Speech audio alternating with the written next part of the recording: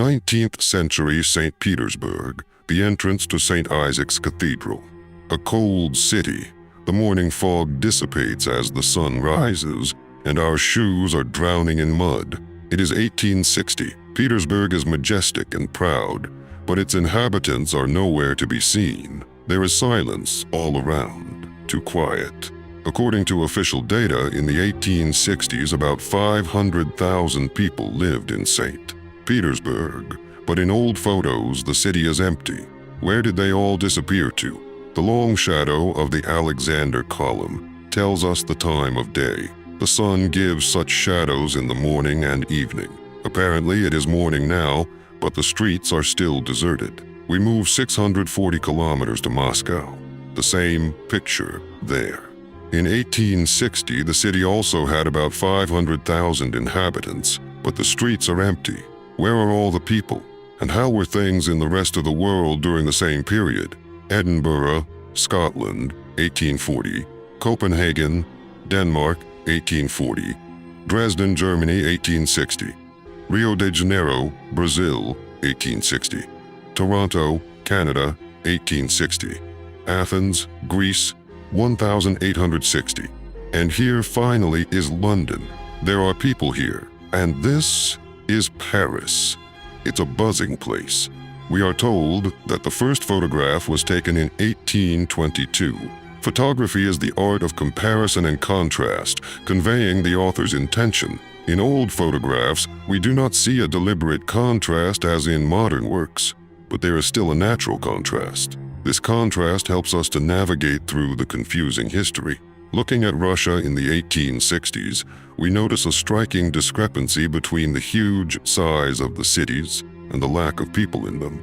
Back in the 19th century, Moscow and St. Petersburg had developed infrastructures for millions of inhabitants. If there were only 500,000 people in each city, why build such grandiose buildings? Moreover, the official history states that the population grew gradually since 1764. Many of the buildings in these pictures were built long before the photo was taken. Or perhaps the Russians were just planning in a sprawling fashion. But when people do appear in the photos, we notice another striking contrast. The contrast between humans and the environment. Maybe the reason is population decline. Maybe it's the way black and white photos muffle the details, but these photos show us something we've spent our whole lives not noticing. The improbability and impossibility of this architecture not being comparable to those residents next to it. When we travel as tourists, we look, listen to tour guides, study history, and admire buildings. For example, standing in front of the Arc de Triomphe in Paris, we may wonder, how did they build that? But in the hustle and bustle of the crowd, this question goes unanswered. We are standing in front of a majestic structure with people with cameras and smartphones all around us. Before we can think about it, we are already being pushed by a new wave of tourists. And subconsciously, we conclude, if I am here and looking at it, it means that somehow it was built. In school, we are rarely shown old pictures of huge cities around the world. Maybe it is not by chance? After all, if you think about it, there is a strange dissonance. Primitive Victorians, looking like ants, standing in the shadow of gigantic, grandiose structures.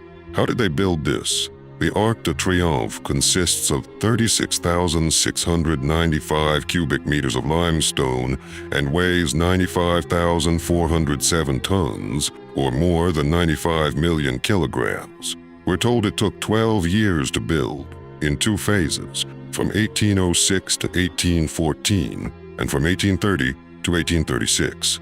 But how did they transport so much stone? On the same horse-drawn carts we see in the old pictures. Look closely at the four sculptural groups adorning the arch. Notice the complexity of the patterns and ornaments. Each element is repeated with perfect precision, without errors or irregularities. But the first real power tool machine was invented only 60 years after the arch was built. We're told it was all done by hand. But is that possible? Look at the ceiling of the arch. Flawless volumetric sculptural rosettes, perfect geometric symmetry, incredible detailing of every petal and pattern. It's all astonishing in its complexity and precision. Let's look at the rest of Paris at the time. Again, lots of incredible, gigantic and majestic buildings. The infrastructure of the city is impressive. But what about the people? They look primitive. Their clothes are simple. Their wagons are undeveloped. Their technology is primitive. These people don't seem advanced enough to build a city like this. The roads are of poor quality, muddy and rough. But in the same period, we see other buildings, already more simple, not so refined, but quite appropriate to the standard of living of these people. Wooden structures, plaster, rough finishes.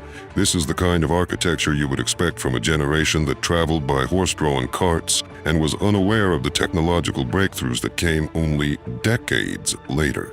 In a photograph taken 40 years after the arch was built, we can see that its surface is already visibly deteriorated.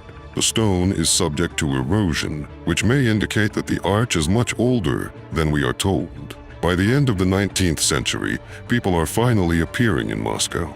Red Square is lively, and St. Basil's Cathedral and the Spasskaya Tower stand out in the background. St. Basil's Cathedral was built between 1555 and 1561. It survived the Great Fire of 1737, after which it was rebuilt for over 20 years. But look closely at this building. It's almost unreal. Constructed from thousands of red bricks and wrought iron, which has been shaped into distinctive onion domes. How did the 18th century manage to bend metal so skillfully, achieving such precision and symmetry? And again, if the builders had such technology, why are the roads around here so bad? Why do wagons drive on mud and clay? In 19th century photographs around the world, we see incredible structures. In London stands the Crystal Palace, a huge glass monstrosity built before the advent of machine glass production in England. Westminster Abbey and Parliament marvel with their complex architecture. In Tallinn, Estonia, in 1837, a huge arch made of pure limestone was erected, but the streets next to it are still unpaved in mud. Why didn't anyone take care of the roads? In Germany, the Frauenkirche Church rises, a magnificent work of architectural art, contrasting with the people who look like poor people traveling on decrepit wagons. The people of the time seem tiny, insignificant in front of these grandiose buildings. The Library of Parliament in Ottawa, Canada, took 17 years to build. But when the first major wave of settlers arrived in 1800, the city's population was only 20,000. What was the point of building such a grand library for a small settlement? Why does it look like it was carved out of Europe and pasted into Canada? And in the early 20th century, 40 years before the advent of mass-produced electric instruments, they built the old Pennsylvania Station in New York City. Look at those dimensions. Just incredible proportions. Photos show that each octagonal pattern on the vaulted ceilings is larger than a human figure. Note the giant columns and the detailed acanthus leaves adorning their tops. We're told this train station was built in 6 years. 6 years? Why do we so easily believe that? Even with modern technology, we can't replicate such structures.